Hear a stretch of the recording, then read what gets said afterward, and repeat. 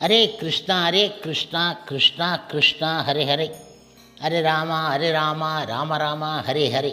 குட்டி கதைகள் 56. சங்கு கர்ணன் என்ற வியாபாரியின் கதை காண்போம். முன்பு ஒரு சமயம் பாடலிபுத்திரம் என்ற ஒரு பெரிய நகரம் இருந்தது. அதற்கு பல பெரிய கதவுகள் இருந்தன. அந்த நகரில் சங்குகர்ணன் என்றொரு பிராமணன் இருந்தான். அவன் வைசிய தொழிலான வியாபாரத்தை மேற்கொண்டு பெரும் செல்வம் திரட்டிவிட்டான். ஆனால் அவன் ஒருபோதும் பக்தி தொண்டு செய்தது கிடையாது. மேலும் தனது முன்னோர்களுக்கு அவசியம் செய்ய வேண்டிய சம்பிரதாய சடங்கு முறைகளையும் மேற்கொள்ளவில்லை. பெரும் அரசர்கள் கூட அவனது வீட்டில் வந்து விருந்து உண்ணும் அளவுக்கு அவன் பெரும் செல்வந்தன் ஆகிவிட்டான். இப்பொழுது சங்குகர்ணன் மிக்க கர்மி என்பதால் தனது செல்வம் முழுவதையும் பூமிக்கு அடியில் புதைத்து வைத்தான். இப்படியாக இருக்கும் ஒரு சமயம் அவனது 4வது திருமணத்திற்காக தனது குழந்தைகள் மற்றும் உறவினர்களோடு பயணம் செய்தான். இரவில் ஓர் இடத்தில் தங்கியிருந்தபோது தூங்கிக் கொண்டு இருந்த அவனை ஒரு பாம்பு கடித்துவிட்டது. இதனை அறிந்த அவனது குழந்தைகளும் உறவினர்களும் மருத்துவர்களையும் மந்திரம் ஜபிப்பவர்களையும் அழைத்து வந்தார்கள்.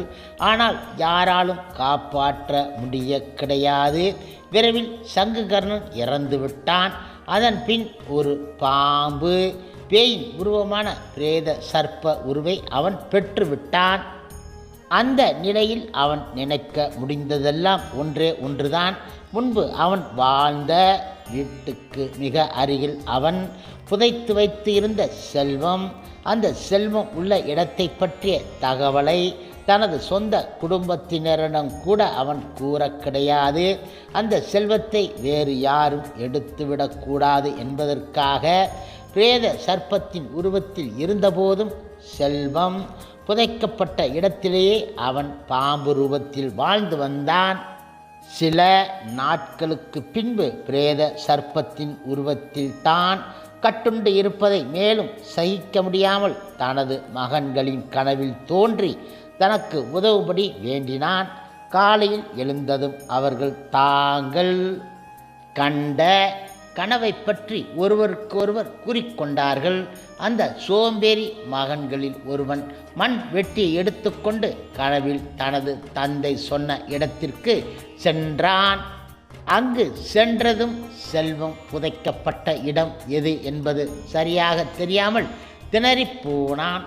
அவன் பேராசை மிக்கவன். எனவே நீண்ட நேரம் தேடிவிட்டு கடைசியாக ஒரு பாம்பு புற்றை கண்டு அதை வெட்ட ஆரம்பித்தான். உடனே ஒரு பயங்கர தோற்றமுடைய பெரிய பாம்பு புற்றிலிருந்து வெளிவந்து விட்டது. பின்வருமாறு அது பேசியது: ஓ முட்டாளே, நீ யார்? ஏன் இங்கு வந்தாய்? யார் உன்னை அனுப்பியது?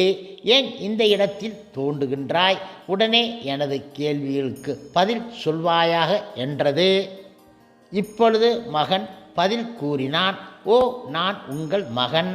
எனது பெயர் சிவன். நேற்றிரவு எனது கனவில் இந்த இடத்தில் செல்வம் புதைக்கப்பட்டு இருப்பதை கண்டேன். எனவே அதை எடுக்க வந்தேன். அதை கேட்ட நாகம் சிரித்துவிட்டு கூறியது: ஓ, நீ என் மகன் என்றால் நான் இந்த நரக நிலையில் இருந்து விடுபடுவதற்காக சிராத்த கடமைகளை ஏன் நீ செய்யவில்லை? எனது முன்பிறவியில் நான் மிக்க பேராசை கொண்டு இருந்ததால் இந்த நிலையை அடைந்து விட்டேன். இப்போது நீயும் அதே போன்று வாழ்கின்றாயே என கூறியது. அந்த பாம்பு இப்பொழுது மகன் கேட்டான்: ஓ அன்பு தந்தையே, இந்த நரக நிலையில் இருந்து நீங்கள் விடுபட நான் செய்ய வேண்டியது என்ன என்பதை கூறுங்கள். அதற்கு பிரேத சர்ப்பம் கூறியது: ஓ, எந்தவித தானம் தர்மங்களோ யாகங்களோ அல்லது தவங்களாலோ கிடையாது. ஸ்ரீமத் பகவத்கீதை 7ஆம் அத்தியாயத்தை பாராயணம் செய்தால் மட்டுமே நான் பிறப்பு, இறப்பு, முதுமை, நோய், மறுபிறவி சக்கரத்திலிருந்து விடுபட முடியும். எனவே எனது அன்பு மகனே, தயவு செய்து சிராத்த சடங்கை நிறைவேற்றுவாயாக. அந்த நாளில் பகவத்கீதை 7ஆம் அத்தியாயத்தை பாராயணம் செய்யும் வழக்கமுடைய ஒரு பிராமணரை அழைத்து பாராயணம் செய்யச் சொல்லி அவருக்கு நல் விருந்து அளிப்பாயாக என்றது பாம்பு. அதன் பின்பு அவருடைய மகன் தனது சகோதரர்களோடு சேர்ந்து தந்தையின் அறிவுரைகளை நிறைவேற்றினான்.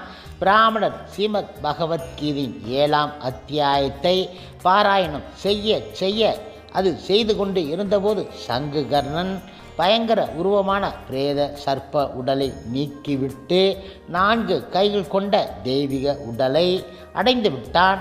தனது மகன்களை ஆசீர்வதித்து செல்வம் இருக்கும் இடத்தையும் கூறிவிட்டு அவன் வைகுண்டம் சென்று விட்டான். இப்பொழுதே மகன்களோ முழுமுதற் கடவுள் மற்றும் பரம புருஷ பகவான் ஸ்ரீ கிருஷ்ணருக்கான பக்தி தொண்டி மனதை நிலை நிறுத்தி அந்த செல்வத்தை கோவில் கட்டுவதிலும் கிணறு குளம் வெட்டுவதிலும் பிரசாத விநியோகத்திலும் செலவழித்தார்கள். அவர்கள் தினமும் ஸ்ரீமத் பகவத்கீதை 7ஆம் அத்தியாயத்தை பாராயணம் செய்வதில் ஈடுபட்டார்கள். விரைவிலேயே அவர்கள் பகவான் கிருஷ்ணரின் தாமரை திருவடிகளை அடைந்து விட்டார்கள். இந்த மேற்கண்ட வரலாறை சிவபெருமான் தனது மனைவி தேவி பார்வதிக்கு கூறியிருந்தார். ஹரே கிருஷ்ணா ஹரே கிருஷ்ணா கிருஷ்ணா கிருஷ்ணா ஹரே ஹரே ஹரே ராமா ராமா ராமா ஹரே ஹரே. சில பிரபுபாதரின் சேவையில் இஸ்கான் பக்தர்கள்